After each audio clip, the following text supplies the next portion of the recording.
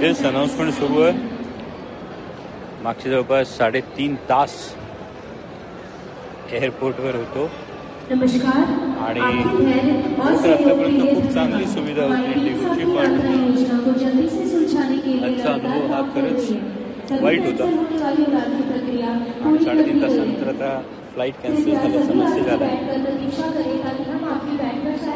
एअरपोर्टवर एवढा वेळ खरं तर घालवला आणि निवांतपणे लिहायला वेळ मिळाला.